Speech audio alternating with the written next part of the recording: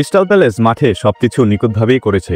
তারা FA cup জিতেছে, Europa লিগে খেলার যোগ্যতাও অর্জন করেছে। কিন্তু এখন মাঠের বাইরে কিছু জটিলতার কারণে তারা সবকিছু হারানোর মুখে পড়েছে। ফ্রান্সের ক্লাব লিও তাদের লিগ 1 থেকে অবনমন ঠেকাতে আপিলে জয় পেয়েছে। তাদের জন্য দারুণ খবর, তাই তো? কিন্তু ক্রিস্টাল প্যালেসের জন্য এটা যেন এক দুঃস্বপ্নের শুরু। কারণটা কি? দুটি ক্লাবেরই আংশিক মালিক একই কোম্পানি, ইগল ফুটবল হোল্ডিংস, যার নেতৃত্বে আছেন আমেরিকান ব্যবসায়ী জন টেক্সটর। আর ইউরোপিয়ান ফুটবলের নিয়ন্ত্রক সংস্থা ওয়েফা এর নিয়ম অনুযায়ী এটি একটি বড় সমস্যা।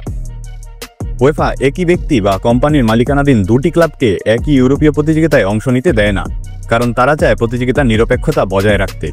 এদিকে ক্রিস্টাল প্যালেস বলছে টেক্সটর আমাদের নিয়ন্ত্রণ করে না, কিন্তু ওয়েফা এখনও কোনো সিদ্ধান্ত দেয়নি। আর যত দেরি হচ্ছে সন্দেহ আরও বাড়ছে। যদি লিও অবনমিতই থাকতো, তারা ইউরোপা লিগে খেলতে পারত না। সেক্ষেত্রে প্যালেসের জন্য রাস্তা পরিষ্কার ছিল। কিন্তু এখন লিও লিগ 1-এ রয়ে গেছে এবং ইউরোপা লিগেও জায়গা ধরে রেখেছে। ওয়েফাকে সিদ্ধান্ত নিতে হবে কারা খেলবে। আর ভয়ঙ্কর ব্যাপারটা কি জানেন? যদি ওয়েফা সত্যিই মনে করত প্যালেস নিয়ম ভাঙেননি, তবে তারা এখনও সিদ্ধান্ত দেয়নি কেন?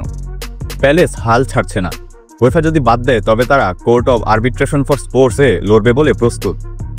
সবচেয়ে খারাপ পরিস্থিতিতেও তারা কনফারেন্স লিগে খেলবে, তাদের প্রথম ইউরোপিয়ান যাত্রা। কিন্তু ভক্তরা ক্ষুব্ধ। এটা আর শুধু ফুটবলের প্রশ্ন না, এটা ন্যায় বিচারের প্রশ্ন।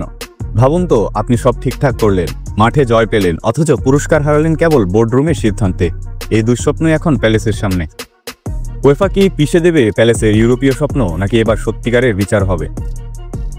আপনারা কি ভাবছেন ক্রিস্টাল প্যালেসের এই পরিস্থিতি নিয়ে? ওয়েফার কি তাদেরকে ইউরোপা লিগে সুযোগ দেওয়া উচিত, নাকি নিয়মই? আপনার মতামত নিচের কমেন্টে জানান।